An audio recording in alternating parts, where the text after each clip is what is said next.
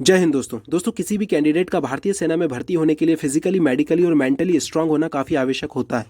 भारतीय सेना के अंदर जवान के रूप में भर्ती होने के लिए सबसे पहला पड़ाव होता है फिजिकल टेस्ट, फिर मेडिकल टेस्ट और फिर रिटन एग्जामिनेशन की बारी आती है।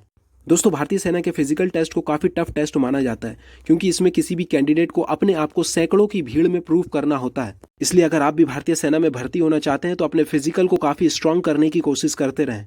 दोस्तों, सेना में भर्ती होने के लिए किसी कैंडिडेट को अपने फिजिकल टेस्ट में कौन कौन से पड़ावों को पार करना होता है, आइए देखते हैं। भारतीय सेना का फिजिकल टेस्ट टोटल 100 मार्क्स का होता है, जिसमें कैंडिडेट्स जितने अधिक से अधिक नंबर लेकर आता है उतने ही उसके चांसेस भारतीय सेना में सिलेक्शन के बढ़ जाते हैं। दोस्तों, भारतीय सेना के फिजिकल टेस्ट में टोटल 4 चीज़ों को रखा गया है। पहला 1.6 किलोमीटर रन, जिसे 1600 मीटर दौड़ कहा जाता है। दूसरा बिम, जिसे पुलअप्स कहा जाता है। 9 फीट डिच, जिसमें 9 फीट का गड्ढा कूदना होता है। And zig zag balance. Physical test में सबसे पहले होती है 1600 मीटर की दौड़, जिसके लिए 5 मिनट 45 सेकंड का समय दिया जाता है तथा इस 1600 मीटर की दौड़ के लिए 60 मार्क्स निर्धारित किए जाते हैं। इस दौड़ को जो भी कैंडिडेट 5 मिनट 30 सेकंड के अंदर पूरा करता है उसे पूरे 60 मार्क्स दिए जाते हैं और पहले ग्रुप में रखा जाता है। वहीं जो कैंडिडेट 5 मिनट 31 सेकंड से लेकर 5 मिनट 45 सेकंड के बीच में अपनी दौड़ को पूरा करता है उसे ग्रुप 2 में रखा जाता है तथा 48 यानी 48 मार्क्स प्रोवाइड किए जाते हैं।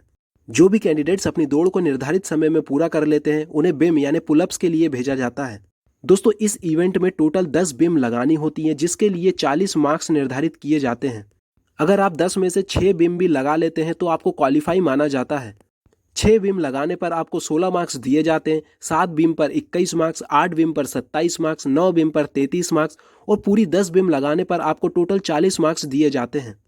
इस प्रकार सेना के फिजिकल टेस्ट में रनिंग यानी 1600 मीटर की दौड़ के लिए 60 मार्क्स और बिम के लिए 40 मार्क्स निर्धारित होते हैं। इस प्रकार यह फिजिकल टेस्ट टोटल 100 मार्क्स का हो जाता है।